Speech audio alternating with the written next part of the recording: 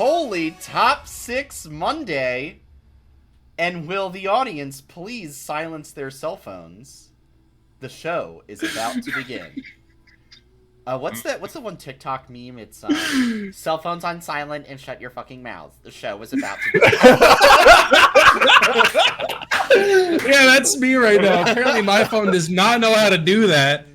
So it's tucked in the corner so that y'all don't have to hear the audio of CFO AL right now. Wow, I was not prepared for that, Sandy.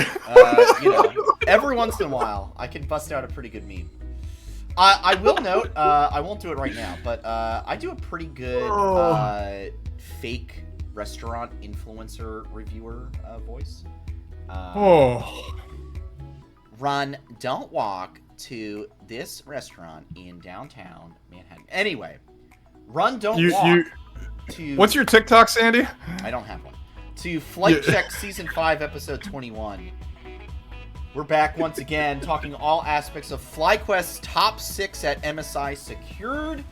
Anyone's Legend and CFO kicked off just a minute and a half ago.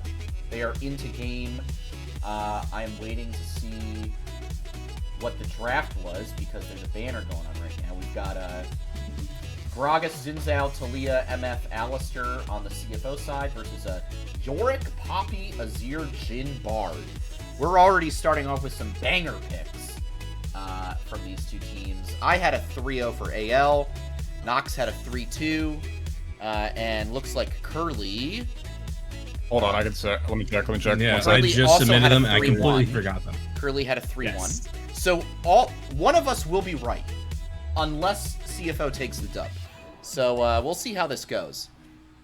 My name, as always, is Sandy Toes to my left and my extra left. My fellow hosts, Nox War and Curly Double Q. Fellas, MSI continues to march on. We are into the final week. FlyQuest has clinched top 6. They have a date with Billy Gaming tomorrow night at 8 p.m. Eastern Time.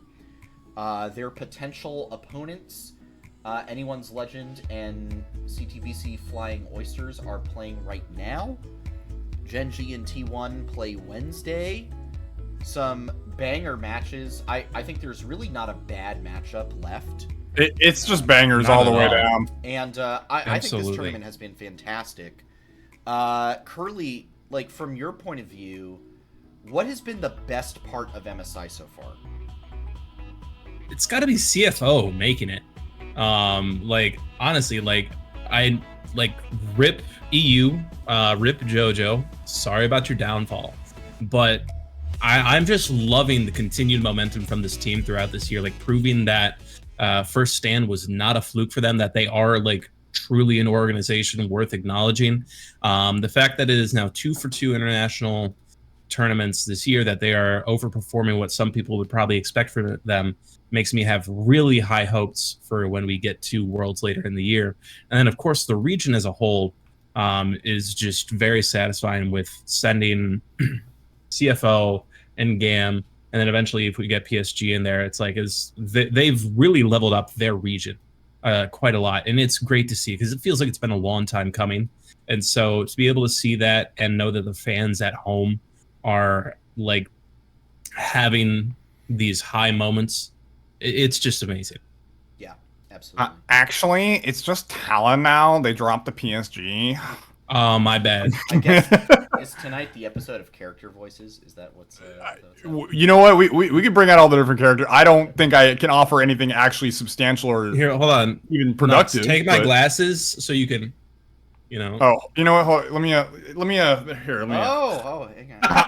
Actually, it's now just Talon in the LCP. It's no longer PSG Talon. PSG dropped the team. Oh goodness. Oh goodness.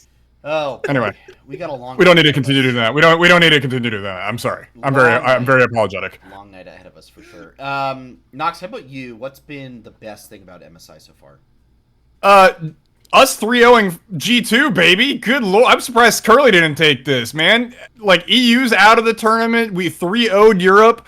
Like, oh, I've been waiting a decade for this. I don't even remember the last time that we 3-0'd Europe. That's how long it's been since we've actually done it. I know we've done it at some point, but it has been a long freaking time. I want to say it was like Rift Rivals was probably the last time we did it. I'm going to bet that it was TSM versus Unicorns of Love at Rift Rivals. That's my historical knowledge guessing. The fact that we did it now at an actual major tournament, like a legit one, not a Rift Rivals one, oh, I was so happy that day, man. 4th of July buff, baby, coming in clutch. Oh, best thing to happen that day. It was great. So, yeah, that's far and away the best thing that's happened to me this MSI. Yeah, I definitely should have taken that one. I don't quite know why I didn't, because not only do I like always love Fly winning, but I always love watching G2 lose. Yes. Yeah, I thought Sandy set you up for a perfect slam dunk, and then you let me have it. You had the perfect assist for me for the slam dunk, which I appreciate, but I thought you were gonna take it, man. It was an open basket. Nah, everyone, it's you get 2 assists for a score. We'll set you up. Well, there you go. Appreciate it. Yeah, I think for me, just overall, the matchups have been so good. And it really has felt like every team could take a game, if not 2, off of the other teams. I mean, we saw Furia put up a big fight against both GAM and G2. G2 probably the one team that like majorly flopped. Like, yes, they did make it through play-ins, but a huge flop in the bracket stage. MCOY also a really big flop. I think my big surprise is like how badly EU performed. I was expecting better, especially after K-Corp did fairly well at first stand. And, you know, these are 2 teams that surpassed K-Corp in their second split, so I would naturally expect more of a fight. But G2 just kind of like fell over in bracket stage. I was frankly shocked that they didn't even get 1 game off of us. It was dominant. And then MCOY had some sparks here and there, but it was pretty lackluster from them as well. There's a bigger conversation there that we will get into for sure. But let's first look into FlyQuest. So now top 6 secured at MSI. We'll preview the BLG matchup later on tonight. But let's talk about first how we got here.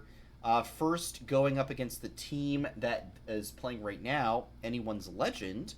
And we managed to get a clean win in Game 1. And the rest of the series actually was fairly competitive. Like, am I wrong? Do you guys think in saying that this series was kind of winnable for us? It absolutely was. I think the only one that was not was Game 2. Game 2 just went from bad to worse with Bwipo inting on top of the bad bot lane fight. Yeah. But the rest of the series, Games 3 and 4 were absolutely winnable for us outside of a couple of mechanical issues. And I think the biggest frustration for me was some of the drafting, especially in Game 4. Just pick the freaking Poppy, man. Holy crap. It was so good at the in the angle that I was looking at. I remember shouting it out in our Discord, shouting out in FlyQuest Discord, shouting out in other Discords, and we didn't take it, and then they ended up taking it, and it was so good into our comp too. It blew my mind. Some of the drafting decisions this time around were very questionable. And even Inspired in the G2 series said their Game 3 draft versus G2 was super questionable too, and they just happened to pull it out. So I'm very nervous for drafting still, which is my one highlight that I said at the very beginning of this tournament. Hopefully Mithy and Nukeduck kind of lock it down and figure out what they need to do and what the meta is and what's working, what isn't working. I mean, what we need is Nukeduck and Mithy to be checking Discord during the draft phase. Yes, yep. Flight check Discord. Best drafting coaches in here, promise. Actually, unironically, absolutely. I got to give a shout out to Lee. Lee is very good drafter and is very on top of things within a timely manner. Like, he could actually do it within the 30-second time slots. He's very smart, so shout out to Lee. Yeah, absolutely. Curly, how about you? What's been like the big standout thing, or what was the big standout thing for you in the Anyone's Legend matchup?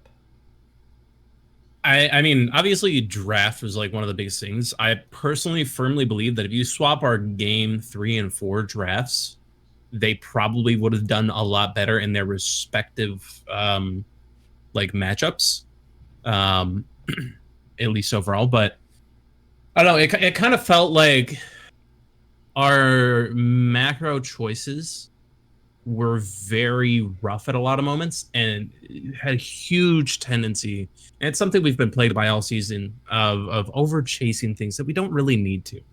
And whether that's going all the way back to our base and leaving a complete other objective wide open to try and secure a kill, or we've won the fight in some degree, just enough to be able to secure the river for ourselves, but then we want that extra kill, so we just keep going until now we're in their hands rather than them being in us, because someone's respawned at the right moment.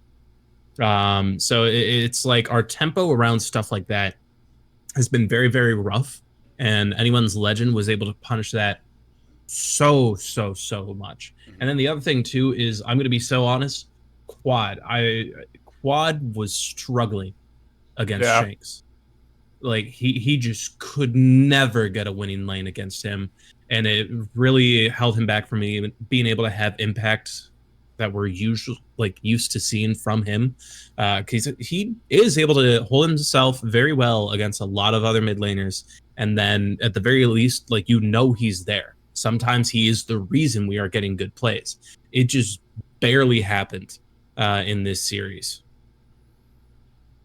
Yeah, I gotta agree with that. Not to say that Quad's been a liability. He has not been a liability, but he's not had the same level of dominance that he was showing in the LTA. So, ideally, I would love to see Quad be able to get back to the performances he was displaying while playing in LTA, because I think that just makes Inspired's job a lot easier. It makes the rest of the team's job a lot easier.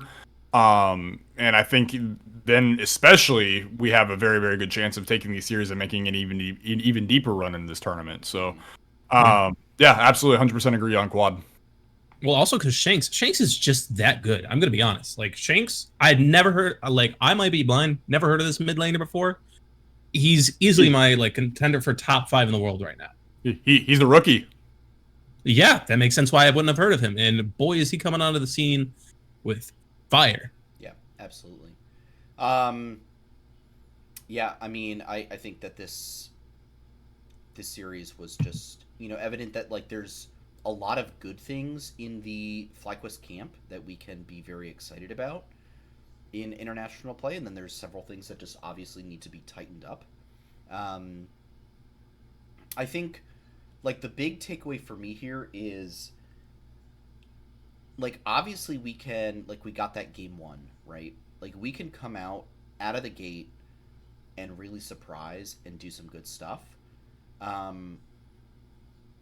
I think it's when, the drafts, when we try to get a little too fancy in the drafting, or we, like, outthink ourselves, that's when we start to falter in these later, especially in these fearless draft, modes. That's when things start to falter for us. There were a couple inting moments as well that I think we just kind of did not really work. We were just not, like, present, like, in-game mentally present for.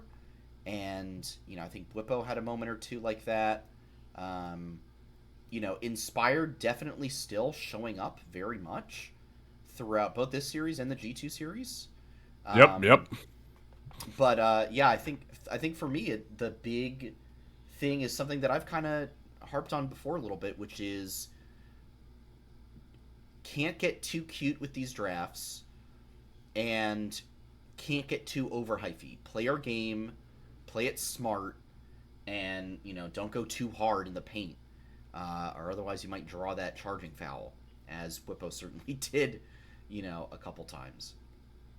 All right, final thoughts on the AL series before we move on to the good news of the night.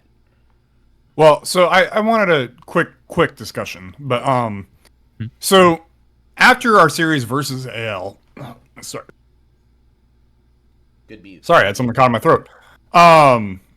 So after our series versus AL, there were interviews afterwards with Inspired and I believe Masu, who both came out and said drafts were not the issue. It was the gameplay. That is the reason why they ended up losing that AL series.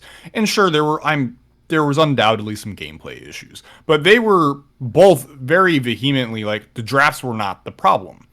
So are these statements more just like a PR answer of like, hey man, I got to defend the coaches or got to defend like the team's decisions, and they actually do know the drafts are bad, or is it a matter of, hey, they really do genuinely believe that the drafts are fine? And because I mean, if you checked Twitter, if you checked Blue Sky, you checked pretty much all the different Discord servers that were LTA North in any way, shape, related, everyone was saying that the drafts were not good in games 2, 3, and 4. So what is y'all's opinion on this? Is it a PR answer, or do they genuinely believe that these drafts were good? What do y'all think? Curly, you go first here. I think it's going to be a mix of both, because armchair analyst, I don't know how you look at Games 4's draft in any world and say it's good. Like, and I am hesitant to ever make such a bold claim about draft, because I know I'm not like, that's not really my expertise, but I don't see any cohesion of what these champs are intending to do together oftentimes. Like,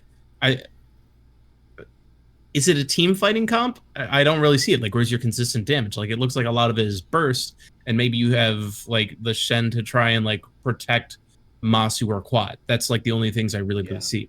But overall, it's like I can't tell what your general goal with this is, aside from the fact that the other teams is just got a lot clearer of a goal and has a Poppy that prevents most of your champions from doing all of the good things they can do. Yeah. It prevents Shen from being able to dash in and taunt. It prevents Lee Sin from being able to keep like jump in and kick back. It prevents Ari from being able to dash in and chase with her ult. It prevents even Ziggs. If a Poppy is sitting on top of you when you try to use that satchel charge to separate you, you're not separated anymore. You're sitting right down. And if you're Nautilus and you try to hook a Poppy, or the Poppy is in between you and what you're trying to hook, you're suddenly sitting down. That blocks every single engage tool you possibly have, or disengage tool, with one champion. It doesn't matter what the rest of the team does, as long as that champion is in the right place at the right time. Yeah. And we had the chance to take it.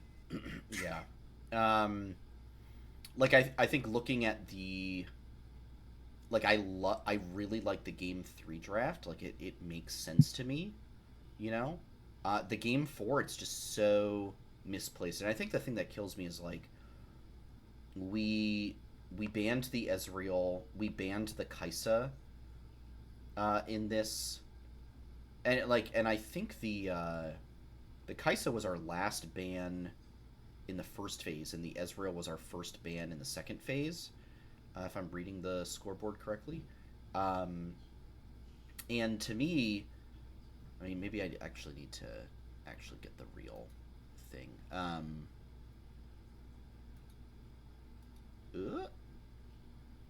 Game 4. Yes. Okay, so okay, I was wrong. I fully admit this. So we ban Ezreal and Kai'Sa right away. We banned Annie, Ezreal, Kai'Sa. And, you know, at this point, what's been taken already? Xayah Senna, Corki Kalista.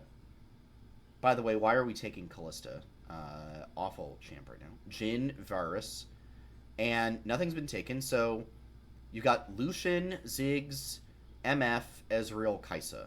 Smolder also got banned out by anyone's legend. So, and Smolder, a champ that Masu has played to, you know, a great extent of recent. So, yeah, I don't love... I don't love the draft in Game 4. I think it's very much like a pick comp, you know? You get the Lee Sin in, the Ahri comes in and bursts them down. You got the Ziggs there for maybe the execute. Got the Nautilus for the catch, stuff like that. But it's not cohesive to me. And AL, like, you can just see, like, immediately you've got Lucian for consistent damage. Ambessa can just really pop off, and did. The Poppy just did so much against us. The Poppy, you know, blocks the Ahri, blocks the Lee Sin, blocks the Shen, in so many ways. Curly, you discussed this. I just feel like we really got outdrafted in Game 4. So, okay, to answer your question, Nox, is this a PR answer? I don't know if I would say fully PR, because I would say, Game 3, that's a great FlyQuest comp that we could have won with. Game 2, that is also a FlyQuest comp that, again, I don't love the Callista, but, could have won with, I guess, Game 4, I think that's draft. That is not. They misplayed. They got outdrafted hard, and it's okay to admit it. I don't think you have to say, "Oh, we got completely outdrafted." You could say, "Yeah, I don't think." Looking back, there's maybe some things I would change about draft, but we also misplayed here and there. And maybe point out an example, and I think that's a fine answer that spreads the blame around, as you should, after a loss, and, doesn't point fingers too unnecessarily.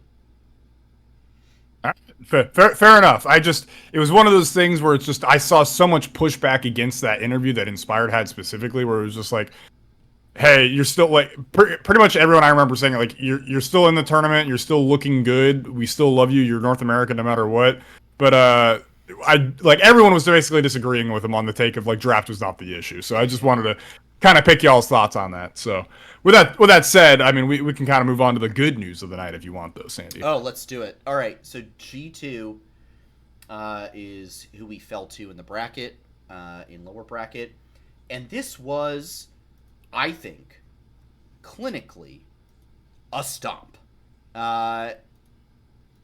Absolute domination. Some longer games, game 1 and 2, but, I don't think G2 really had a chance. I think this was where our draft really shined. The champs that we are able to play really shined, and I was very impressed with this series. This was exactly what we needed to see after that, difficult loss to AL. I think Inspired absolutely clapped Skumond in a huge way. Oh, yeah. On the Pantheon, on the Wukong, on my champion of choice, the Trundle in Game 3. Yeah, just absolutely dominating from the jungle position. And I'll be honest, I was only able to catch the highlights mainly. I thought Masu outplayed Hansama. The only one they didn't was the bot lane 2v2, and even then that was kind of Busio being out of position a little. Absolutely incredible stuff from Masu, taking down this perennial, star 80 carry in the LEC. As I turn to the right and see that CFO and AL are in the midst of a team fight, and CFO got Dragon, putting them on soul point. But they've lost Kaiwing, and AL is... They've escaped. I think they're on Otacon now. AL is turning onto Otacon. So... You know what I did not realize? A little mid-show update. You know what I didn't realize What's that? Recently? They got rid of both of the original Otacon kinds, and now it's only Thornbound. Yeah, no, I didn't notice that until one of my ranked games the other day when I actually looked at it. Yeah. So you only have Thornbound Otacon now. There's only that one type. Ooh, AL is on the... Oh, Hongq? This is not me co-streaming this at all. Live reaction. As long as we don't show the stream, it's fine. We're not showing the stream, and also CFO prevented AL from taking Otacon. It was very messy. Honestly. It wound up being a 3 for 3. But that is what occurred. Anyway, just back to G2. Masu outplayed Hansama. Nox, what was the big thing for you in this 3-0?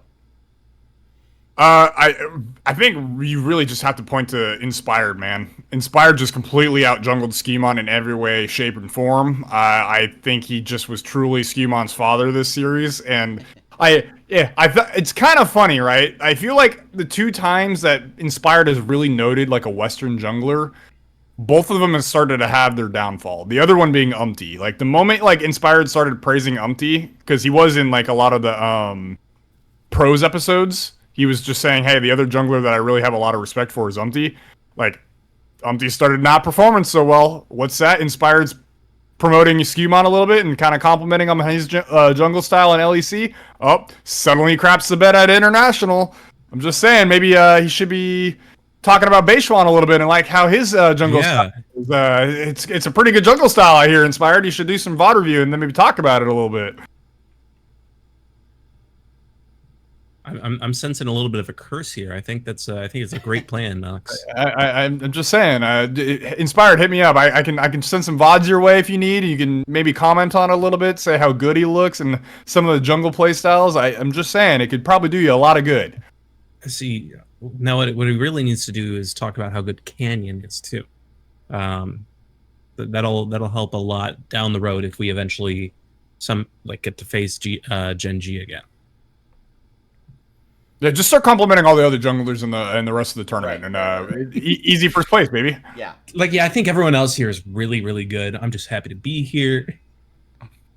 Yeah, exactly. Right, like Beishuan, best Chinese jungler of all time. We've never seen a better Chinese jungler than Beishuan. And now Beishuan proceeds to go 0-15-0 for the next, in the next series. So. That would be 3 games of 0-5-0 in a row, by the way.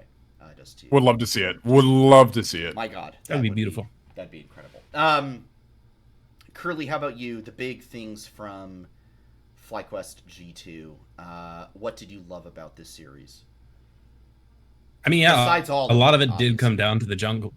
Yeah, all of it, of course, but a lot of it did come down to the jungle matchup, and then Masu outperforming. I mean, like in game 1, the Masu Varus steal on Baron, huge. I mean, there's nothing better than a North American prodigy mid laner stealing Baron.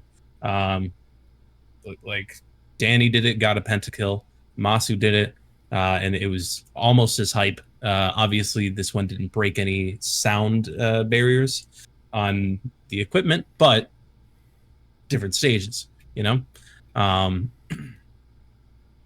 Then we need to check, how many... Do we have a stat line for Varus steals at Baron over the last, 2-3 years? There's a lot, man.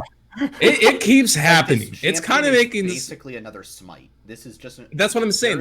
Who needs Smite when you have a Varus? That's all I'm saying. But yeah, and then we just really felt our rhythm the rest of the series. And it was very good to see that, to contrast the series that we had just had against Anyone's Legend. And I'm hoping that we can bring that same energy and carry some momentum into it tomorrow. Yeah, absolutely. I think I think for me, part of this was I have felt that G2's mental this entire tournament has been mega boom. You could I feel like you could see it on Caps' face all tournament long. And I think after that game 1, it felt like it was in the bag for us. This wasn't even a, let G2 win one game to give EU fans false hope. This was, straight up, top to bottom, FlyQuest domination, and I think we just had them outplayed mentally, outplayed mechanically, outplayed in the macro game. But the mental warfare, I think, is a huge thing, and I think I think it makes a huge difference. I don't know. Do you guys? It's a major thing. Feel about G2, and I think this is going to transition us into the next topic here. But thoughts on G2 mental, because it just felt to me like they were just not here, not present in Vancouver. I think Caps was present. I thought Caps has looked decent pretty much the entire tournament so far. Skewmon and Lebrov were just, they looked nervous all the time. And then I don't know what the hell happened to BB, man. I mean, he had some moments where he was oh, that looked good. But, I would say 80% of this tournament for him, man, he did not look great. And I don't know what happened. He's usually been far and away one of the best top laners in Europe. So I don't know what happened to his mental, what's like if he hasn't been getting enough solo queue practice in or something, but a lot of it's just been like mechanical mistakes, man. It's not even like team mistakes. So and then I guess I kind of forgot Lebrov, but that's just kind of because Lebrov's forgettable. So or Hansama. Hansama. Oh yeah. Yeah. I mean, he can't even remember his name. Can't even remember his name. That's how forgettable he is. I mean, frankly, like. Oof. Okay, so here's the question for you guys. Like, this is a team that, at the end of last year, after failing to find success at Worlds again, they dropped Yike and Mickey X, and they bring in Skumond and Lebrov. Skumond, who, I mean, I guess Yike was similar in that, like, he had not been in like a tier 1 scene until G2 brought him in, and but Mickey X had been around for forever, a well-known player. Lebrov had been on some failed Vitality teams in the past. Skumond was coming straight out of tier 2, so this is not like they brought in huge clear upgrades. And to me, it's just incredibly ironic that they like build this team supposedly to go and do well internationally, and frankly do not. And now Yike, you know, he won split 1 with KC. They did well at first stand. Mickey X, you know, Fnatic is doing Fnatic things, but like he's not doing terrible over there. Yeah, I mean, so like I guess my question to you guys is: did G2 make a mistake in moving on so quickly from Yike? Absolutely. You don't even need to finish. You don't even need to finish the question, Sandy. Yes, they absolutely made a mistake. Did G2 make a mistake? Huge. Yes. I didn't even say what about it. Yes, they did. Yes, no, they made a mistake. Huge mistake. I mean, because it wasn't just the moves itself that ultimately didn't pan out well. It's the moves preemptively affected their ability to perform at Worlds, because it tainted the entire tournament for them, because they went in with that knowledge already kind of leaked with internally. So you had the two players knowing they weren't going to come back. It's a struggle to feel like push that extra motivation when you're going to do that. So they've just been kind of feeling the wake of that. And I mean, you're right. The changes weren't even overall upgrades. So it's like it's not panning out for a lot of reasons. And I think G2 needs to do like a lot of like internal fixing up. Because Hansama, for me, is like a very interesting character in the LEC. Because when I was first watching him, he was on Rogue, and I personally thought he was good. I thought he was a god. I always thought he was a little overhyped, personally. Then there was the TL roster, and we saw that. But then he goes back, and he's on G2, and it's like, all right, this is the Hansama that everyone was hyping up. And I was like, fine on him.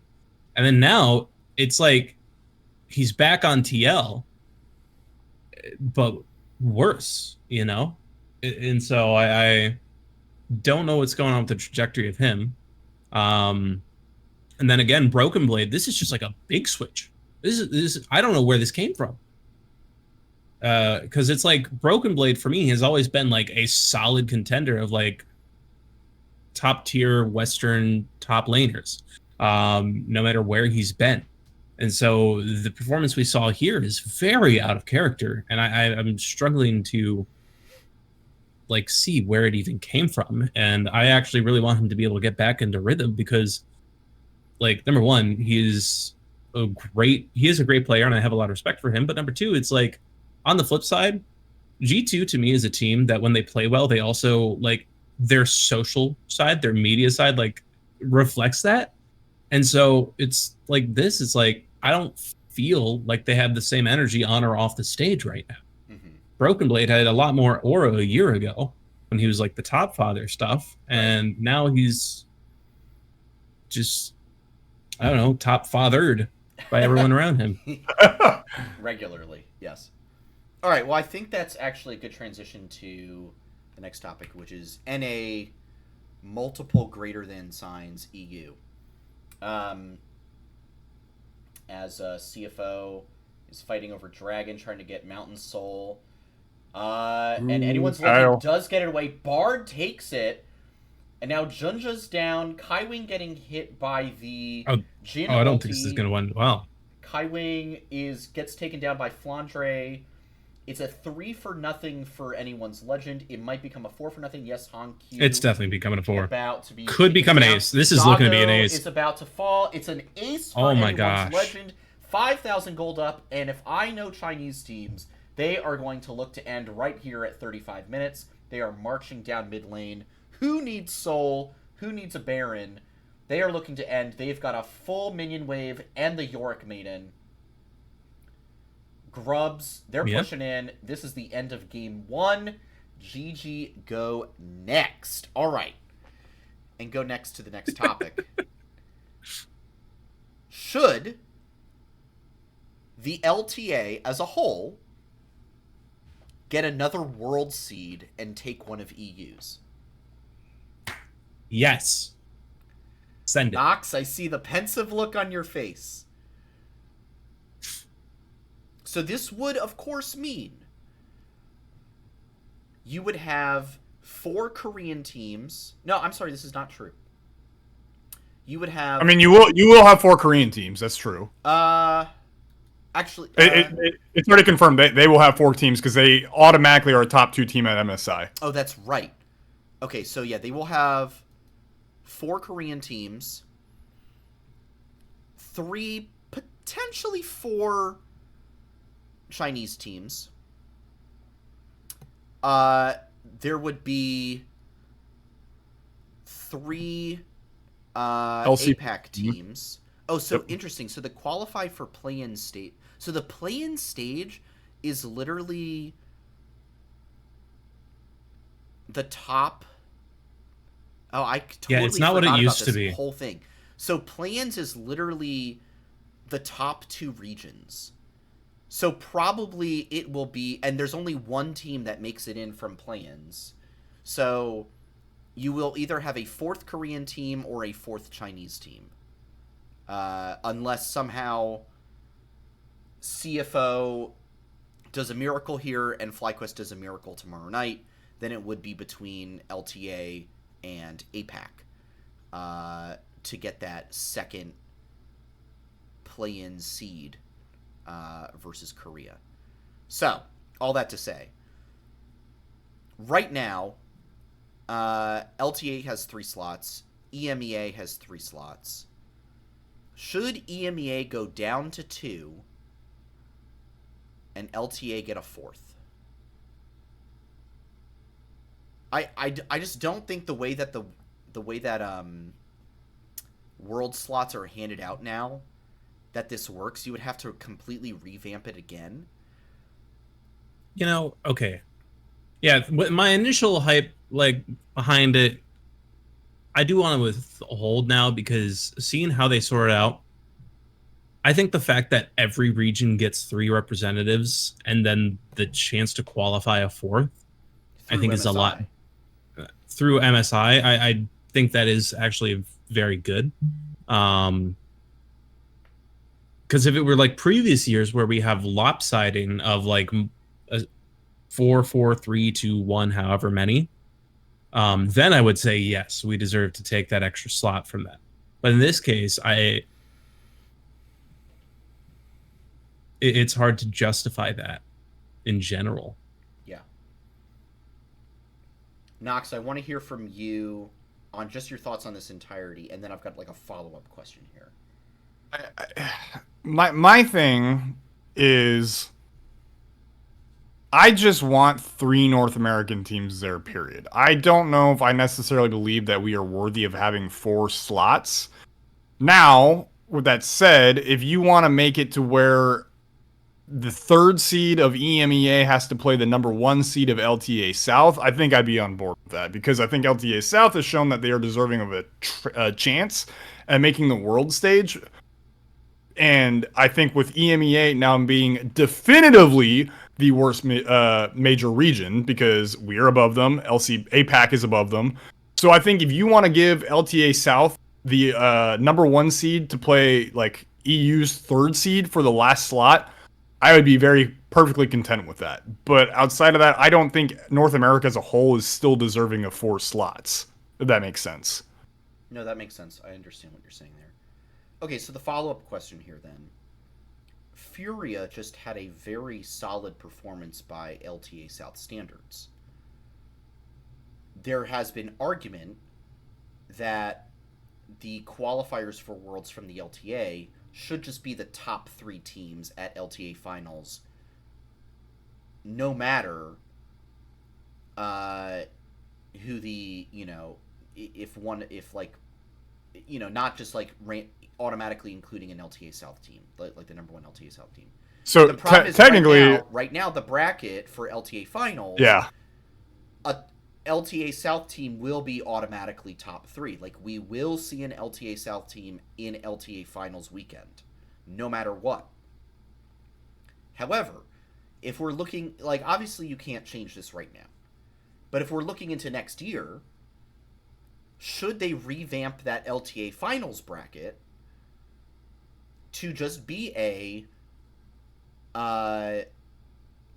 maybe it's a top 6 bracket again, but LTA North number 1 and LTA South number 1, they get that like automatic first round bye, kind of like how NFL playoffs used to be. And all they have to do is win 1 best of 5 and they qualify for Worlds.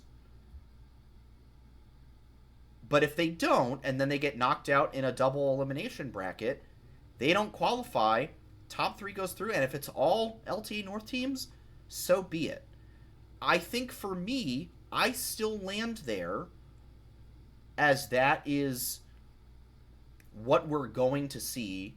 I don't think the LTA South teams will succeed at LTA finals. I think the LTA South number 1 will lose both of their series. So, should we, in light of Furia's performance, should things be revamped so that there is a possibility for 3 LTA North teams to qualify for Worlds next year? Yes, and the way I would do it is if anyone remembers the LEC playoff bracket from like 2021, where it's the top 4 teams just get an double elimination basically, and the 5th and 6th teams have to play against each other in the lower bracket right off the bat. And if you make it all the way to the finals, like you're playing 1, 2, 3, 4, 5 best of 5s just to even get a chance to go international at that point. So that's how it should be, in my opinion. In which case, you would have number 1 LTA North versus LTA South number 2, and then LTA South number 1 versus LTA North number 2 in the upper bracket, and then you have LTA North number 3 versus LTA South number 3 in the lower bracket, and then you let that play out, because that allows both regions the opportunity of getting, hey, like, if North shits the bed, you could have 3 South American teams going. Like, that's completely, like, possible. The reality of the situation is more than likely what happens is all 3 American teams end up making it, but you at least have the opportunities, it's balanced, and you're not immediately sending one of the South teams instead of another team that is more deserving to go, Yeah. So that's probably, if you're determined to have the 2 teams intermix in playoffs, fine, whatever. I could have another hour-long conversation about that in and of itself, but if you're going to intermix them, that's how it should be done. You should not be giving one team from a certain region an immediate into Worlds. I'm looking at this this bracket you're talking about from 2021, and holy shit, the gauntlet Fnatic had to go through to make it that year. Right, but, like, but they proved it. They did. Right? Oh my god. And I think you send 6 teams to this like playoff finals. They should all have to prove that they make it. Now, the teams that perform the best in the regular season, they do get that advantage of like, all you got to do is win, 1 or 2 series to qualify for Worlds. But if you are a bottom-feeding team, you got to show up. And, way back in the day when you had the regional qualifier gauntlet, Cloud9 would show up and win 3 best of 5s in a row and then be the only performing team from NA at Worlds, right? So, like, this is how, like, the right teams for Worlds should get chosen. All right, I want to move back to the EU question here. What has happened? This once proud region, back-to-back world finalist region, in 2018 and 2019. What has happened? Because they... Man, wow, Caps was playing even back then. That's crazy. This region looks like a shell of its former self. They really rolled over at this tournament. I mean, there's plenty of opinions out there. What do you guys feel like is going wrong for LEC internationally? What went wrong for them at MSI? I think part of the problem is KC did not qualify. I think they just they crapped the bed. I do think if KC had been here, we are probably talking a little bit of a different story. I think EU still has a semblance of respect left, but at the end of the day, they crapped in playoffs, and so they let two teams that probably aren't deserving of going through. G2 being the one that's really not deserving. I think MKOI would have had the same performance no matter what, but I do think they're a little bit more respectable. On top of that, and I think EU GMs right now have just kind of struggling to put together top teams, or letting like G2's GM letting go perfectly fine players and picking up stuff that are just scraps, or stuff that's untrained or untested. And so I think it's just EU GMs are not doing a good job right now over in the LEC. Curly, how about you? A long-time EU viewer. What are your thoughts? Yeah. I mean, I think it really is the roster changes overall have been very, very rough. And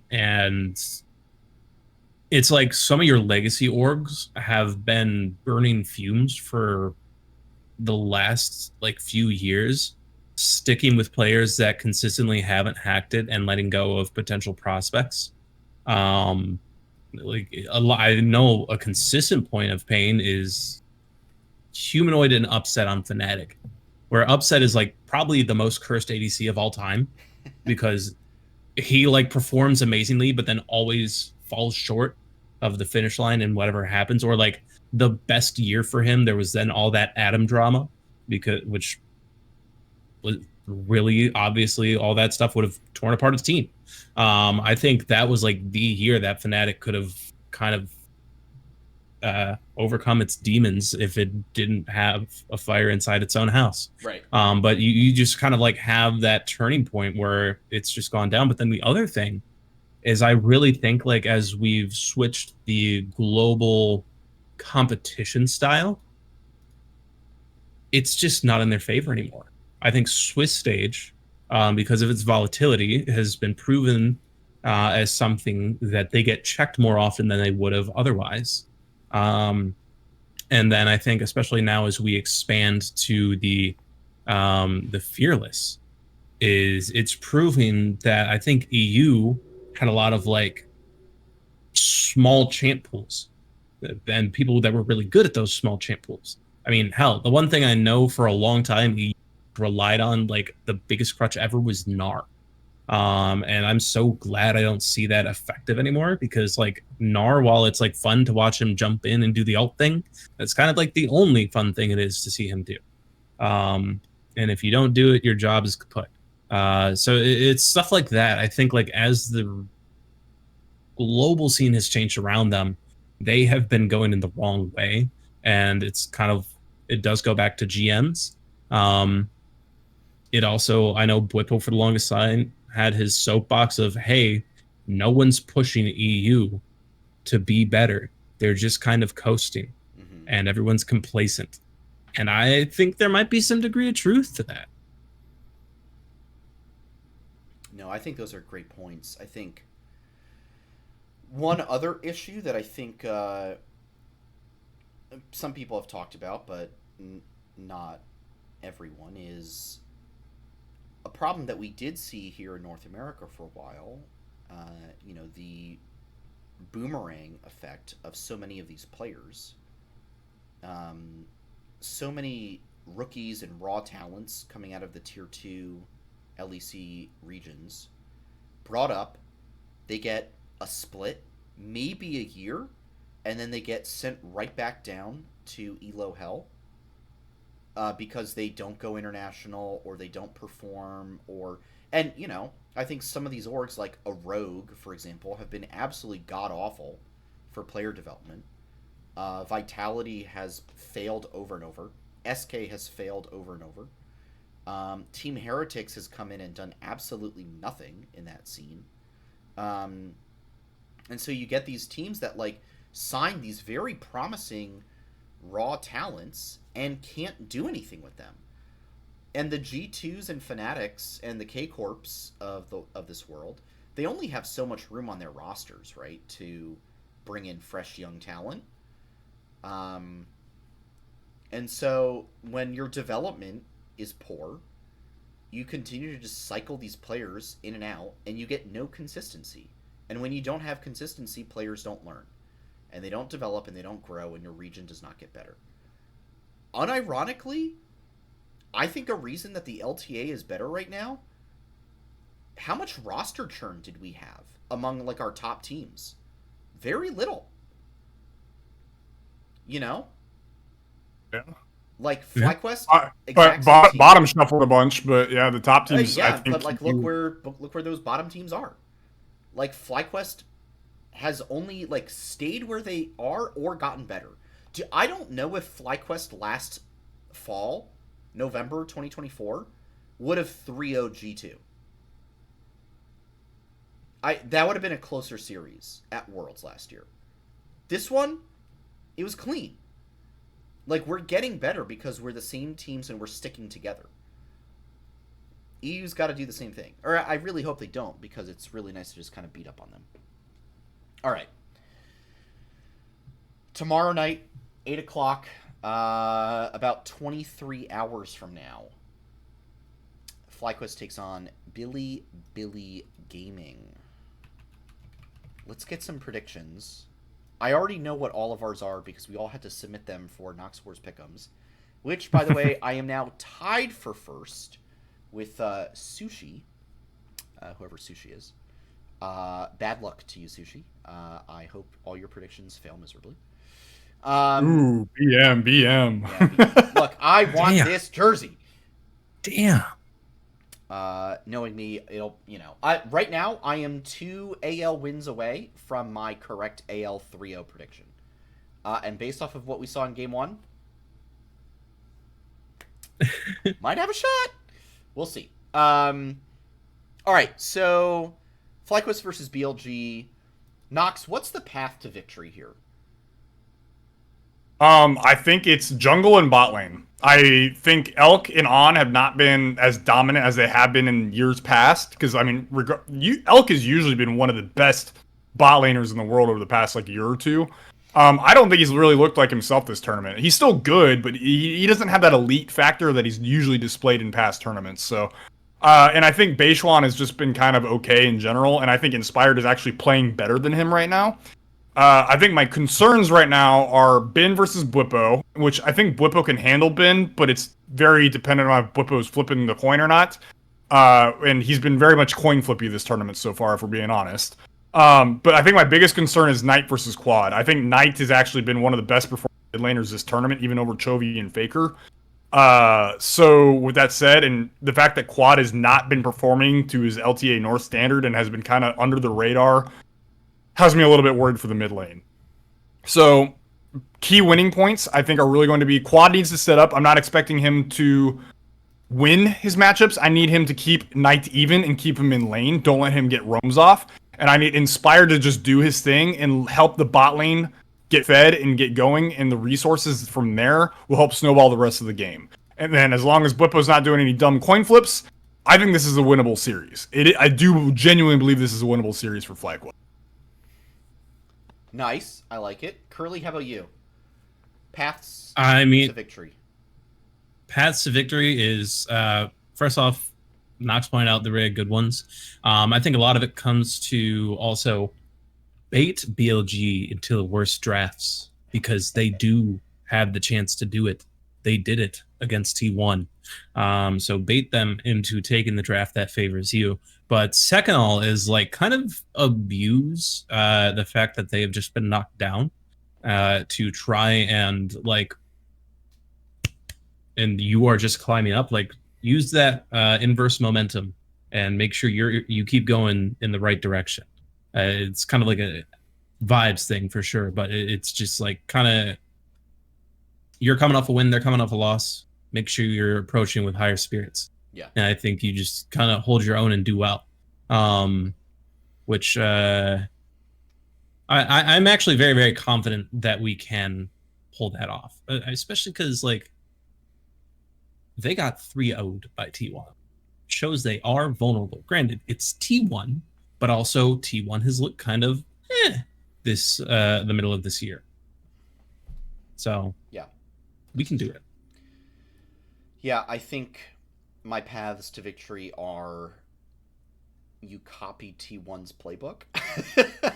I mean, that's a good point. You watch those VODs over and over, you run those drafts, and you call it a day. No, you don't call it a day, but you have footage of what it takes to 3-0 them. You know their pain points, you know their weaknesses. Use it, run the T1 playbook.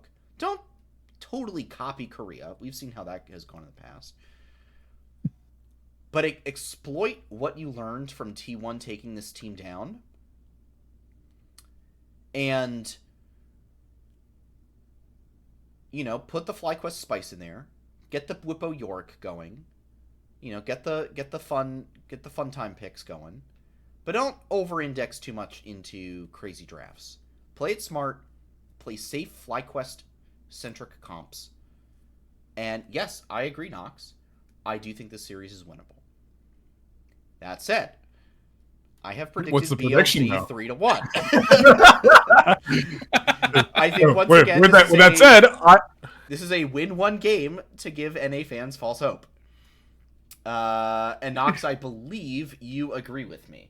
You and I are both on the same page, Sandy. I also picked BLG 3-1 to round off our tournament. And why do you think BLG will win it ultimately? I really do think Knight is on a different level right now, and I am extremely nervous for how hard Knight is going to punish Quad. I think that is going to be our biggest pain point this series. And then, in addition to that, in the back of my head, I don't think even in summer, I've said this so many times, even in summer, or not summer, spring, LTA North, I've not been impressed with our drafts all that much. I think a lot of our victories have kind of come from random picks that teams don't really know how to play around, but like teams at this level can handle.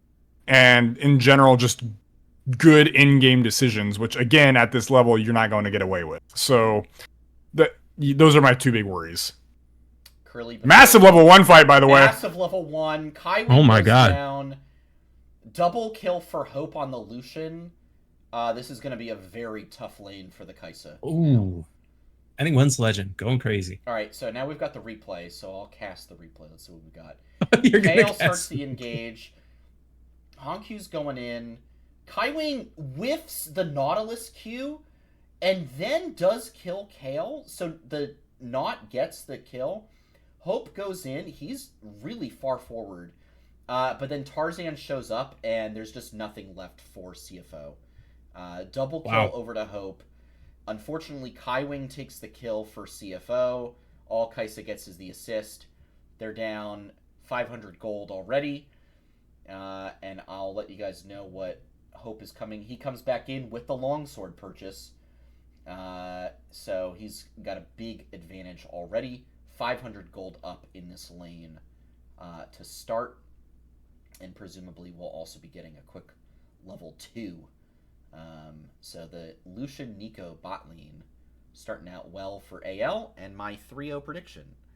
Oh my goodness. Looking solid right now. Curly, loving the mid-pod check-ins. Yes, hello. The Fly versus BLG tomorrow night. How's it going? So FlyQuest, we are going to take them all the way to 5 games. All right, we are going to channel all of our energy, put up the best fight ever, and we are going to absolutely win it all in the last moment. Oh boy. All right. The faith. Because will the faithful be rewarded? Maybe. But because here's the thing: is Whippo has recently discovered the scripture. He has opened the holy book of Orn, and he is reading his Bible. Wow. Studying so that he can take down Bin tomorrow using this champion. But then on top of that, like, going back to what you said about taking T1's playbook, is like that game 3 draft is something I could absolutely see us playing. Put Whippo on the croc. You put Inspired on Skarner. That one's the most questionable out of all of them, I'm going to be honest.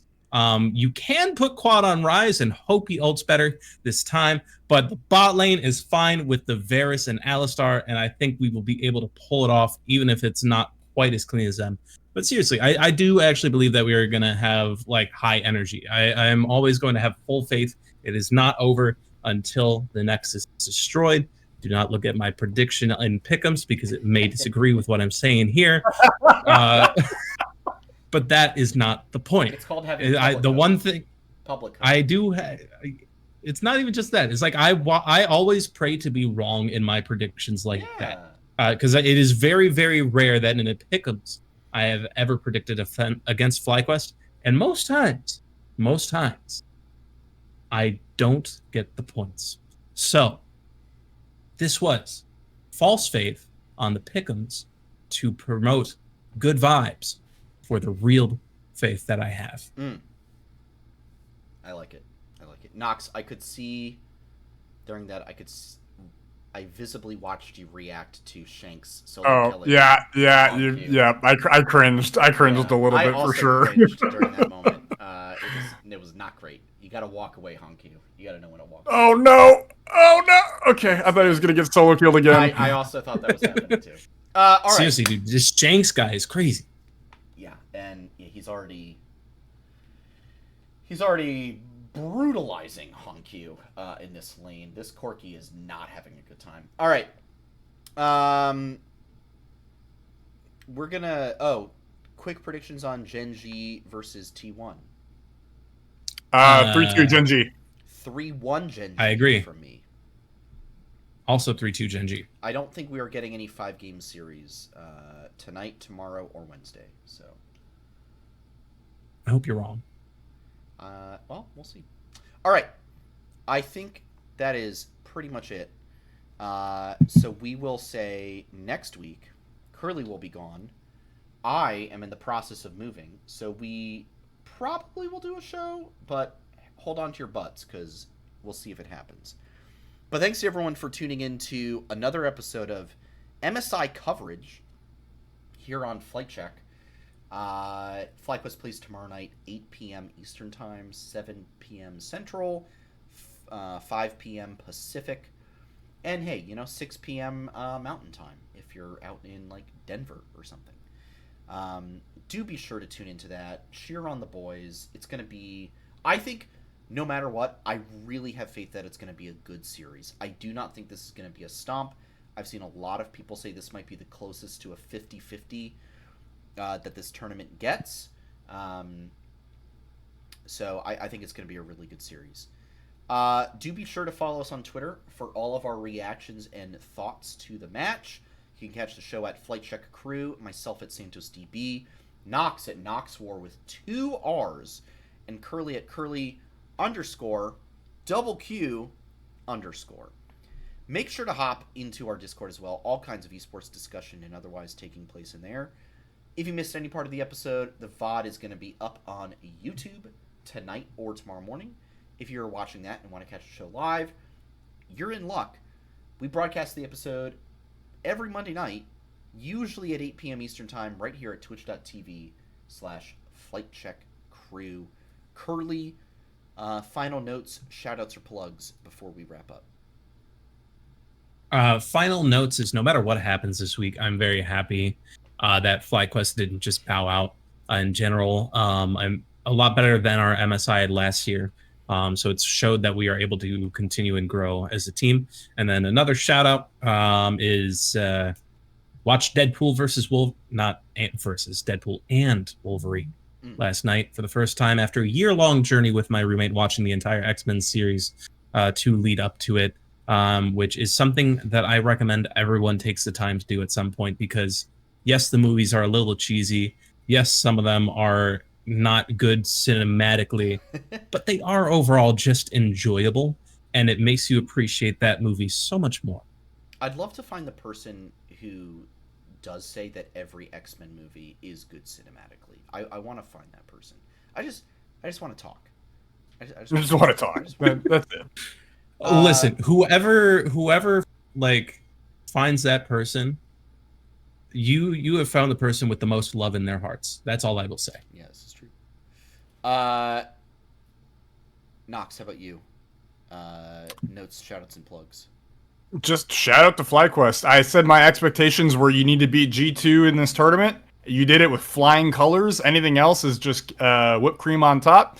So, with that said, the better you do here, though, the higher my expectations are. So, yes. Something to keep in mind. But yeah, outside of that, I have my very first true pickleball tournament on Friday. Whoa. So we'll see how I do there. I'm probably going to get my... Are you seeded in this tournament? No, it is just completely open bracket. Okay. I'm actually playing with my wife, and so we will see how we do. But it is a full round robin tournament in seeded bracket, and from there you'll play out the bracket, and wherever we finish is where we finish. So yeah, we'll see how I do. Yeah. Rise ulti into Nico ulti just took out the Corki and Skarner. Yeah, that was crazy. It's just a game 3 angle. It's a go game 3 angle. I think it's a game 3 angle. Yeah, Hope literally ulti Doggo down from full health to a quarter health a minute ago. I'm not really seeing this as a very winnable matchup. Noxcat making an appearance. Making a late night appearance right as we are ending the show. At the 11th hour. My shout out is going to be to Washington Nationals manager Davey Martinez and general manager Mike Rizzo, now former manager and general manager. Thank you for the 2019 World Series. Your services are no longer required. Hopefully there are greener pastures await. And my final shout out here goes to the Lerner family, owner of the Washington Nationals. Sell the team. Sell the team. Well, one day, Sandy, one day. It'll happen. Sell the team. We'll be back next week to talk about FlyQuest and how they do against BLG and the rest of MSI. So for now, stay safe out there and bite your teeth. Do not forget to hit the head on the nail. And we'll see you all very, very soon. Adios, everybody. Maybe I'll buy you a jersey after they sell the team, but have a good one, guys. Peace, y'all.